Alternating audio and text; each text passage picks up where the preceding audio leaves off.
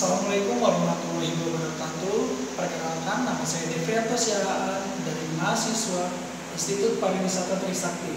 Saya selaku penerima beasiswa KIP Kuliah ingin membuat laporan video yang berjudul tentang sejarah pos Indonesia.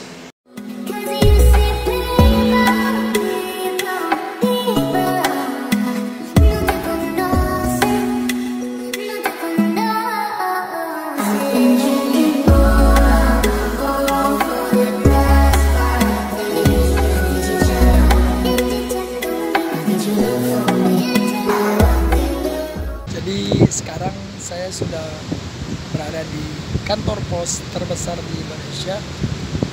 Ini kantor pos lapangan Banteng. Bisa lihat sekitar sini. Mau tahu PT Pos Indonesia. Sejarah PT Pos Indonesia. Layanan pos modern di Indonesia dimulai pada tahun 1602 pada saat VOC masih menguasai Indonesia pada saat itu. Perhubungan pos hanya dilakukan di kota-kota tertentu di Pulau Jawa dan luar Pulau Jawa. Surat-surat atau paket pos hanya diletakkan di Steenhurst atau gedung penginapan kota, sehingga orang-orang harus selalu mengecek apakah ada surat atau paket untuknya di dalam gedung itu.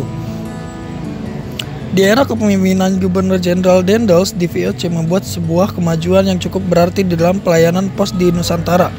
Kemajuan tersebut berupa pembuatan jalan yang terbentang dari Anyer sampai Panurakan. Jalan sepanjang 1000 km tersebut sangat membantu dalam mempercepat pengantaran surat-surat dan paket-paket antar kota di Pulau Jawa. Pada tahun 1875, kantor-kantor pos dan telegraf di Hindia Belanda digabung untuk membentuk sebuah lembaga dengan nama Post and Telegraph Dien. 2 tahun kemudian lembaga ini telah menjadi anggota dari Universitas Postal Union atau UPU.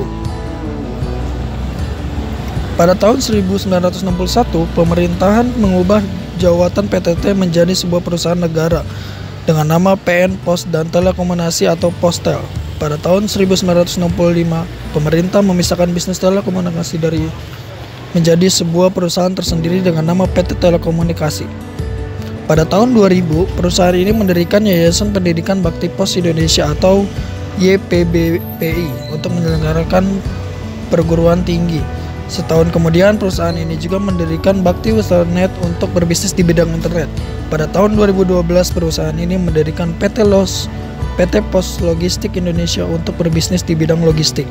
Setahun kemudian perusahaan ini juga mendirikan PT Pos Properti Indonesia untuk berbisnis di bidang pengembangan properti. Pada tahun 2019 perusahaan ini mengubah nama PT Bakti Wasantara.net menjadi